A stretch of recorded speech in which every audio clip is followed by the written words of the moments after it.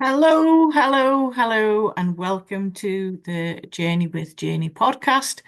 I'm Jane Anderson, and this is season two, The Quiet Reset, a season of reflection, rest, and gentle rediscovery.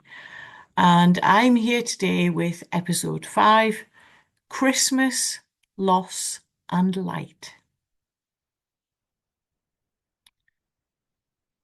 Christmas. For so many, it's the season of sparkle, laughter, and reunion. But for those who grieve, it can also be a season of silence. So today I'm delving into my feelings and hopefully give you guys some top tips on how to cope with the season ahead. We've hit the first week in December, and every year as December arrives, I feel the tug of both joy and ache, love and loss. The world glows with lights, those sparkly lights, all different colours, or just a plain white light. An expectation, while something inside me, slows down, remembering who's missing. There was a Chris and Jonathan, and of course Irene, and then suddenly, without warning, Phil too. In a single year,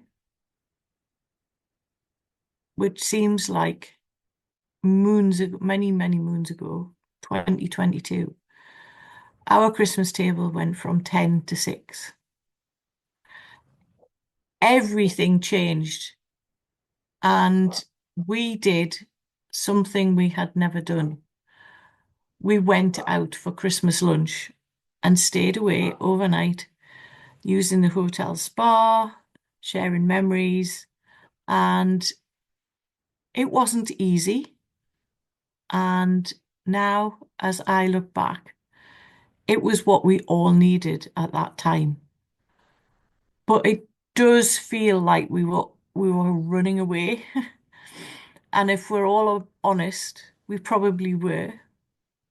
None of us actually knew what we should be doing, how we should be feeling. And we certainly didn't want to be doing the usual Christmas get together. And though there was laughter, warmth, gratitude, beautiful setting, amazing Christmas lunch, and the fun and laughter of the room that we were in as a table of six, there was also quiet space where they used to be.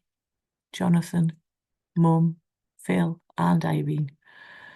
So things do change, and we've found our vibe. Life moves on, and Christmas is different. We have a laugh, we share our stories, we share the memories, but we are there as us in that now moment. And for me, I know they're all with us, and I carry that with me throughout Christmas festivities, pre-Christmas Day, and right through into the new year. If you've had that kind of Christmas, the one that feels smaller, quieter, not quite the same, I want you to know it's okay. It is okay. And taking time to reflect on the journey that you've been on, you're not failing at the joy. You're simply human in a season that, for me, magnifies both love and longing. So be kind to yourself. Do you, if you want to sit with your feet up in front of the stove and just watch telly, everything is okay. Grief at Christmas can bring a mixture of emotions. And I'll be honest, I think I've hit these emotions early this year. November has been um, a tough month for me. Hands up, open and honest. Lots of reflections. And I'm mentioning in this because those emotions that I've had, the sadness, the anger, the guilt, and even relief over the past few weeks of probably the feelings that you guys may get over Christmas. Now, as much as I'm talking about grief here, it's also about giving yourself a permission to pause if you are working flat out, you are pushing. And there's always that something that you might find in the back of your mind that makes you think, oh, where did that come from? And back on the grief path, one moment you might find yourself smiling, laughing along with whatever's going on at the work Christmas party, out with friends. And then the next, there's just, you've spotted something, somebody's mentioned something, those triggers come from nowhere and the tears appear from nowhere. And I just want you to know that that's perfectly normal. Grief does not follow a calendar, and grief does not know that it's Christmas. So rather than fighting those feelings, all I'm saying is, what if we softened towards them? What if, as Christmas comes around, we gave ourselves permission to celebrate and permission to cry,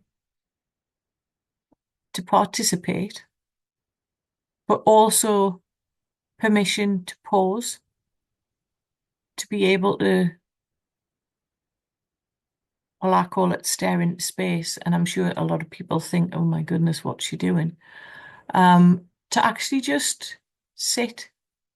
And it can be all of like 5 seconds to just be. Give yourself that permission. And it's not about choosing one emotion. It's about allowing everything to flow and recognizing that whatever you're feeling is what is right for you, and not worrying about doing what you think is the right thing to do, not worrying about doing what you think others think you should do. It's okay to say no. You might not feel like going out, and actually spend time thinking about it. I had this over the weekend. I really, really didn't want to go out on Saturday night. And I sat and spent time with me and asked myself why. Why did I not want to go out? And it was, if I'm honest, the emotions of um, the past, the times that Jonathan and I had spent in the company of the people that I was going to be with. And eventually, I made the decision that, you know what, it's okay to do this. It's okay to be out on my own and be in that, what was always our space, if that makes sense. And I'm not saying it's easy, and it is about looking at how you're feeling and how you're going to feel if you don't, but not to put pressure on yourself to do the things that people expect you to do. So when I'm working with clients, I often share how powerful it can be to plan ahead. And we can all make the best plans in this world. And all I'm saying is, if you suddenly have a blip and you can't do what you think you want to do, don't do it. You get to do you and you get to protect yourself. So if you need to say no, and don't worry about what other people say. That's up to them. So take the time and ask yourself, what do I need this year? Maybe it's a smaller gathering of people. Maybe you just want to be on your own. Maybe it's creating a new tradition, like we did, going away and having lunch away. We don't actually do that now, but the first couple of years we did. Maybe it's just skipping the festivities entirely and spending time out in nature instead. And always remember saying no is an option too. And hands up, I'll be honest, we haven't really decorated our house like we used to at Christmas since that year. And I still laugh at the picture of our lone Christmas tree with its Santa hat as a decoration. Um, and that was something that I will always remember. Um, Last year we didn't do anything as we have a very boisterous black Labrador, and there was only one eventuality that would occur with a fully decorated Christmas tree, and I don't think it would be um, advisable. And you know what? All of that, all of it, is absolutely fine too. You are allowed to shape Christmas around you, around your heart, not around expectations. Tradition can evolve, things can change, and always, always remember, love doesn't vanish when we do things differently.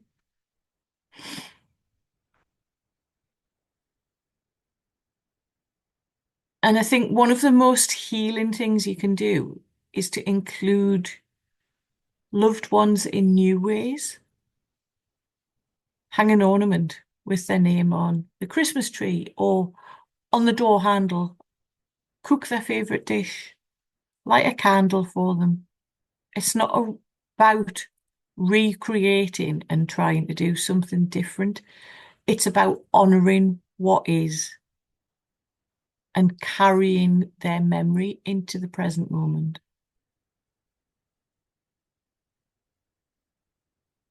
If guilt arises, that's also fine.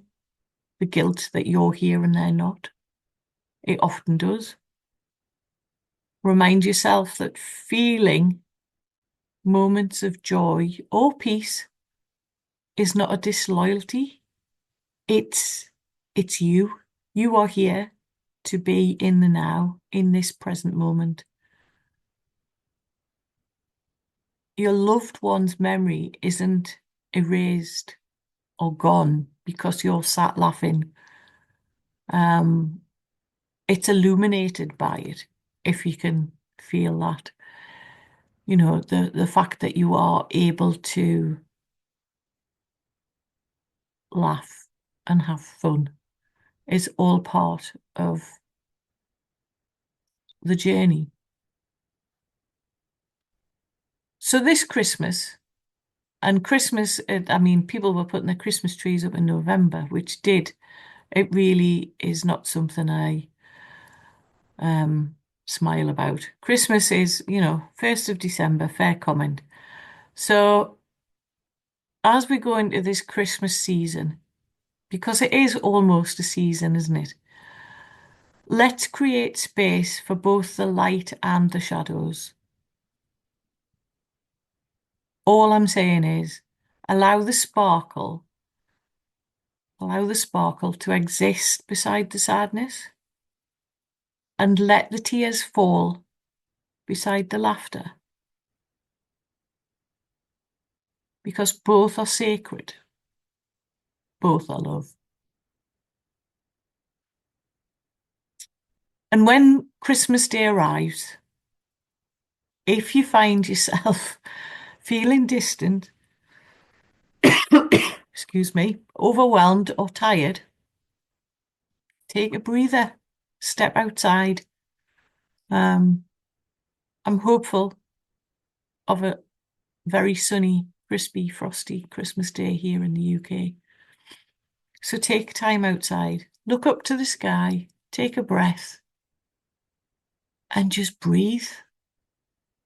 Just breathe. It can be all of 30 seconds, or it could be 10 minutes, or you could go for a walk. Remember, you are still here. You are still growing, and you are still held by love, both the seen and the unseen.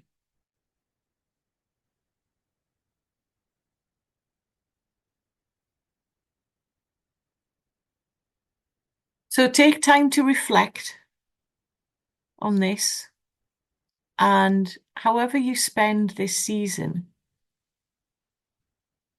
may you feel the quiet presence of those you love, the peace in your own company. I love my own company, something I never ever did, and the promise of light returning in its own time. Because rediscovery often starts in the dark. It's something I've mentioned before. Just before the flame, those embers of the fire suddenly igniting. You do you this festive season, and I want you to know you are not alone. I'm Jane. This is Janey with Janey podcast. Until the next time, be gentle, be real, and let love guide you home. Thank you for joining me on the Journey with Janey podcast. It's always a pleasure to be with you on a Wednesday or whenever you are downloading and listening to the Journey with Janey podcast. All I ask is that you subscribe so you never miss an episode. And also remember, there are ways of contacting me through my website on www.journeywithjaney.com. There's a contact button to book a call, which is a free 15-minute call, and all the details of the ways to work with me are on my website. I'm always available for a chat, a DM, or just a message via LinkedIn or Instagram. We all have the social handles now. Just drop me a message and let's talk. And remember, we don't have to do this alone, which is exactly why I am here to help guide you on this journey. I am the me that I needed 3 years ago, and I hope and feel that I can help you on your journey of moving forward by taking small, simple steps. So from me to you, take care.